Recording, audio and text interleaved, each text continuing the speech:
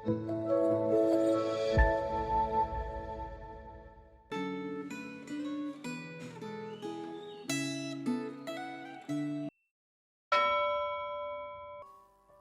jemaat kasih dalam Tuhan, kita bersyukur hari ini kita boleh kembali merenungkan firman Tuhan tanggal 22 November 2025 dengan tema umat yang diperkenan Tuhan yang terambil dari 2 Timotius pasal yang kedua.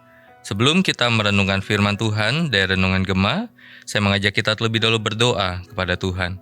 Mari kita berdoa. Sungguh kami bersyukur kepadamu ya Tuhan. Hari ini kembali kami diizinkan Tuhan untuk membaca sebagian dari firman-Mu. Dan biarlah segala hal yang akan kami dengarkan, yang akan kami baca, membuat kami terus bertumbuh dan membuat kami semakin berkenan kepada Tuhan. Kami serahkan untuk perenungan firman hari ini ke dalam tangan Tuhan. Di dalam nama Tuhan Yesus kami berdoa dan bersyukur. Amin. Saya akan membaca dari 2 Timotius pasal yang kedua ayat yang pertama, demikianlah firman Tuhan. Sebab itu anakku, jadilah kuat oleh anugerah dalam Kristus Yesus. Terima kasih dalam Tuhan, dalam perjanjian baru terdapat beragam sebutan atau gambaran, metafora atau kiasan atau analogi tentang orang Kristen. Dalam bacaan Alkitab hari ini, Rasul Paulus menyebut 6 analogi. Pertama adalah prajurit, yang bisa kita lihat di dalam ayat yang ketiga sampai dengan ayat yang keempat, atlet di dalam ayat yang kelima, petani di dalam ayat yang keenam, pekerja di dalam ayat yang ke-15, perabot di dalam ayat yang ke-21, dan hamba di dalam ayat yang ke-24.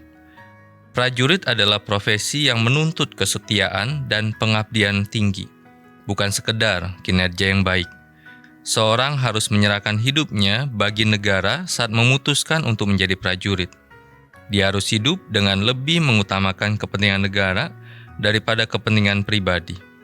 Orang percaya pun harus melayani Tuhan dalam kehidupan sehari-hari dengan penuh pengabdian dan kesetiaan. Pada masa kejayaan Romawi, atlet Olimpiade kuno sangat dihormati, apalagi bila mereka memenangkan pertandingan. Oleh karena itu, mereka berjuang keras untuk meraih status juara. Mereka harus bersumpah untuk mematuhi peraturan pertandingan. Orang Kristen juga harus setia melakukan hukum dan perintah Tuhan, dan berjuang keras untuk setiap dan tetap setia. Petani adalah profesi yang menuntut perhatian penuh pada pekerjaannya. Tanaman harus disiangi dan dijaga dari serangan hama setiap saat. Tanah harus cukup air dan selalu dijaga nutrisinya. Seorang pekerja adalah mereka yang mengajar firman. Mereka diperintahkan untuk berhati-hati agar selalu menjalankan dan mengajarkan firman Tuhan secara benar dan tidak salah tafsir.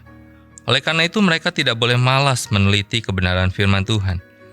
3 teman Ayub yakin bahwa malapetaka yang menimpa Ayub adalah akibat dosa. Mereka mendesak Ayub agar mengaku dosa dan meminta ampun kepada Tuhan. Akan tetapi Tuhan mengecam dan siap menghukum mereka karena mereka memiliki pandangan yang salah tentang Tuhan. Perabot rumah adalah berbagai peralatan yang dipakai dalam rumah tangga. Analogi perabot dipakai Rasul Paulus untuk menyebut setiap anggota jemaat dalam rumah tangga Allah, yaitu gereja.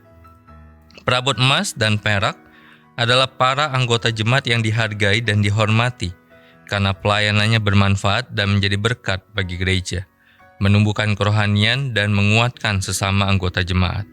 Perabot kayu adalah orang-orang yang pelayanannya tidak berdampak besar bagi anggota jemaat yang lain.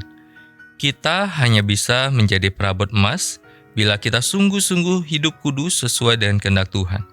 Perabot emas adalah hamba yang baik, pendamai, ramah, pandai mengajar, dan sabar. Mereka memiliki kebajikan buah roh yang dengan lemah lembut dapat menuntun orang fasik untuk mengenal Tuhan.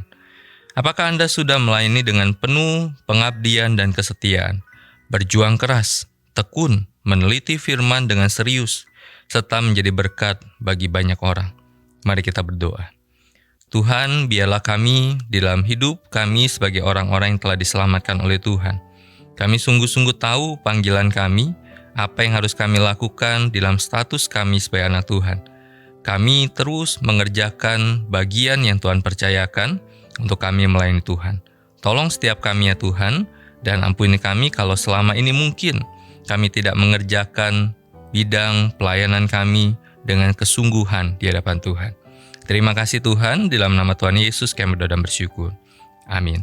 Senantiasa jaga iman kita, senantiasa jaga imun kita. Tuhan Yesus memberkati kita. Amin.